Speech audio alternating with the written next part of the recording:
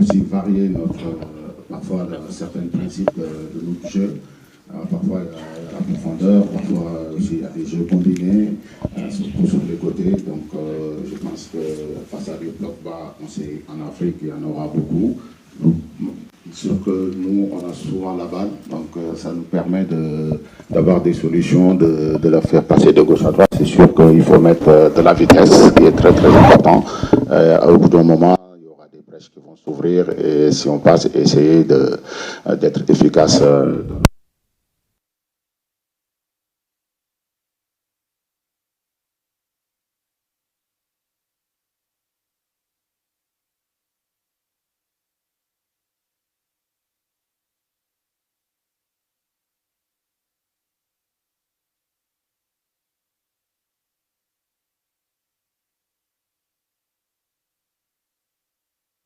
Sur l'équipe, sur la composition, est-ce que vous avez peut-être un collège de 5-6 jours avec qui vous discutez? Comment ça se passe? Oui, bonjour. Non, il n'y a aucun souci. Moi, de toute façon, mon management, j'aime prendre l'avis des joueurs, surtout que des joueurs qui ont connu la CAN. Moi, c'est sûr que c'est la première fois en tant que le sélectionneur. J'ai connu la CAN 2022 en Côte d'Ivoire. Et là, aujourd'hui, je suis à la tête de cette sélection avec des joueurs qui ont eu 5 à 4 CAN.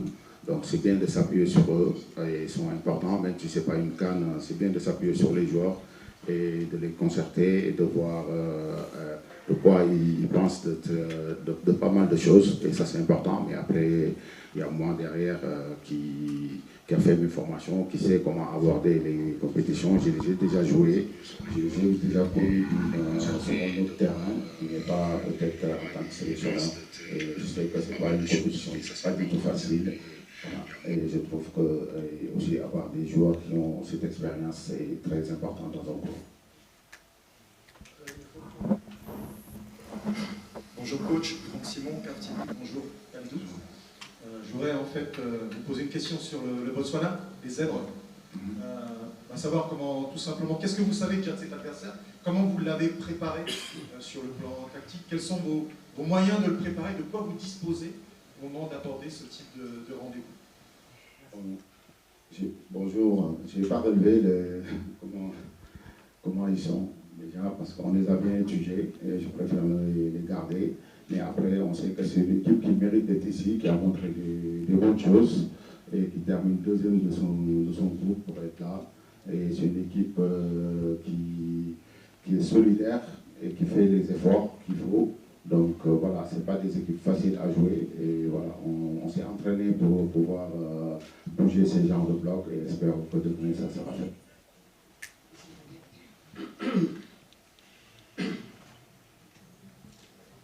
Bonjour, coach, c'est Aliou Faye, journaliste à Sport Sénégal. Coach, depuis 2015, le Sénégal a toujours gagné son premier match au Coupe d'Afrique des Nations. Cette obligation de résultat n'est une pression supplémentaire pour vous et votre groupe, surtout que vous découvrez la compétition. Merci. C'est sûr que gagner son premier match de la compétition est très important, ça permet de bien aborder la compétition. Ça c'est sûr, on le sait, c'est un objectif, comme on prend match pour match. Donc c'est sûr, comme vous l'avez bien dit, le Sénégal a assuré depuis 2015 son premier match. Pour moi, ce n'est pas une pression, donc c'est une motivation supplémentaire. Donc on a envie de bien débuter ce tournoi, donc ça passe par demain. Et espérons que demain on va commencer cette compétition par une belle victoire.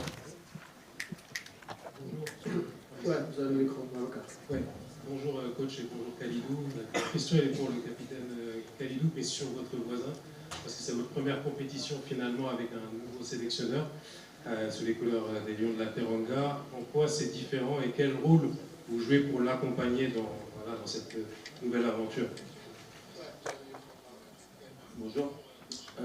Effectivement, c'est la première compétition avec un nouveau sélectionneur, mais ça ne change pas du tout parce que c'est un sélectionneur qui connaît la maison, qui connaît la tanière. C'est un grand frère pour nous, il nous a donné beaucoup de conseils, il nous a donné beaucoup de confiance, il nous aide au quotidien. On a très bien préparé ce match du Botswana parce que l'équipe a été très bien étudiée. on a les bonnes informations et c'est plaisant. Je pense qu'on est dans la continuité de ce qu'on avait connu avec Aliou, mais je pense aussi qu'il a sa recette personnelle. Il nous donne différents angles, on va dire. Et c'est bien qu'au quotidien, on est avec un sélectionneur qui connaît le pays, qui connaît la température du peuple. Il arrive à nous donner la température du pays, comment se passent les choses au pays, parce que souvent, quand on n'y habite pas, vous savez, on perd certaines informations, mais le coach nous remet sur les bons rails. Ça, c'est important. Et voilà, le staff qu'il a aussi autour de lui est très compétent, il nous aide beaucoup. Et grâce à l'expérience qu'on a, les jeunes joueurs qui ont connu aussi le passé au Sénégal, vous savez, c'est facile. Donc à nous d'être derrière lui, de le suivre, parce qu'il a les bonnes idées, la bonne recette, et à nous de faire tout et de lui donner l'expérience qu'on a, de mettre à son, on va dire, derrière lui, et pour pouvoir être performant sur le terrain. Mais pour le moment, j'ai rien à dire, c'est excellent, tout se passe très bien. Je pense que même la nouvelle fédération est contente de son travail, donc il y a juste à être derrière lui jusqu'à la fin pour pouvoir avoir des résultats.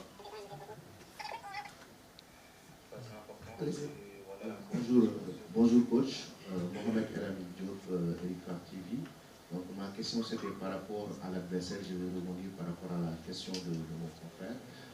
Quel est actuellement l'état d'esprit de l'équipe et comment comptez-vous aborder ce match contre le Botswana lorsqu'on sait que le Sénégal sera très attendu dans cette compétition, on dit que parfois même le Sénégal a des grands favoris de cette année 2025. Merci.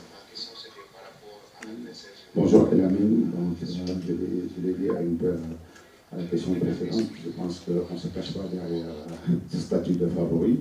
C'est sûr, l'état d'esprit est bon. Après, on a un groupe déterminé qui a envie de bien débuter cette compétition. Donc face à une équipe de Botswana qui est dure, qui a montré des bonnes choses pour être là. Donc c'est sûr qu'on sait que ça sera un match difficile.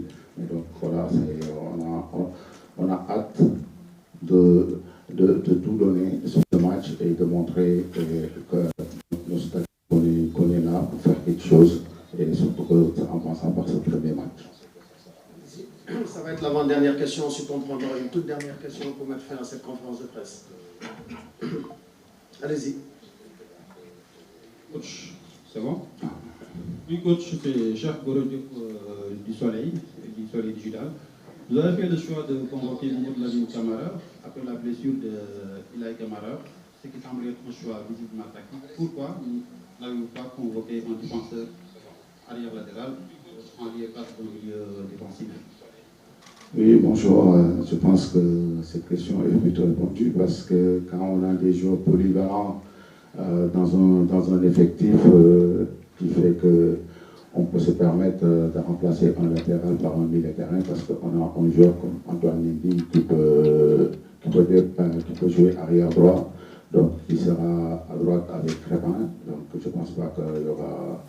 Il y a un souci à ce point. Donc, je pense qu'au niveau de Lamine Camara, c'est un joueur qui a connu la tanière, qui a montré des bonnes choses. Et, voilà. Et aussi quand on sait qu'il y a Abdou Diarra qui arrive avec un peu qu'on sait qu'il s'est fait opérer. Donc pour avoir la sécurité, on a préféré se basculer sur un milieu de terrain. Ce sera la dernière question pour cette conférence de presse. Bonjour. Bonjour coach, bonjour capitaine, c'est Mbaïsen, 10 fois. Ma question est pour le capitaine Kalidou. Capitaine, quand le Sénégal traverse un moment difficile dans un match, je crois beaucoup en priorité votre leadership. Et plus précisément, les débuts de match sont souvent compliqués. Est-ce un aspect que vous avez identifié et travaillé pour la préparation? Bonjour Mbaïsen, effectivement tu as bien analysé l'équipe. Ouais, ça arrive. On sait que dans un match, tout ne peut pas être parfait. On ne peut pas être bon de la première à la 90e minute. Il y a des temps forts, des temps faibles. Les temps faibles, il faut essayer de les gérer du mieux possible. Personnellement, j'essaie de ramener, comme je l'ai toujours dit, de la sérénité à cette équipe, bien défendre. Vous savez, les temps faibles, c'est souvent pour les défenseurs. C'est à eux de communiquer, les défenseurs, le gardien. Puis quand on a un gardien comme Edouard Mendy derrière toi qui te met en alerte tout le temps, c'est un peu plus facile. Et même en jouant avec Mori ou Yeban, c'est simple parce qu'il parle beaucoup. Donc voilà, quand on est en temps faible, on essaie de stabiliser l'équipe, pas prendre le but. Parce qu'à tout moment, on a des lions devant qui sont capables de faire la différence. Des joueurs comme Sadio, comme Eliman, comme Ismaël Assar qui sont capables de faire la différence à tout moment. Donc à nous de rester fort défensivement et surtout de garder le clean sheet parce qu'on sait qu'en gardant ce clean sheet là, on est capable de gagner tous les matchs. Et voilà, ça va commencer par le match de demain contre une grande équipe du Botswana. Je pense qu'on n'en a pas parlé aujourd'hui assez, mais c'est une équipe qui est très, très redoutable, une équipe qui a fait une bonne campagne de qualification pour la Coupe d'Afrique, où ils ont éliminé quand même le Cap-Vert, donc il ne faut pas oublier. Et on va essayer de faire un grand match demain pour pouvoir être fort et bien commencer notre compétition, Inch'Allah. Merci, M. Kalidou Koulibaly, capitaine de l'équipe du Sénégal. Merci, M. Papiao, entraîneur de l'équipe nationale. Et à présent, l'entraîneur et le capitaine de l'équipe du Botswana dans 10 minutes. Merci. Merci à vous également, chers confrères.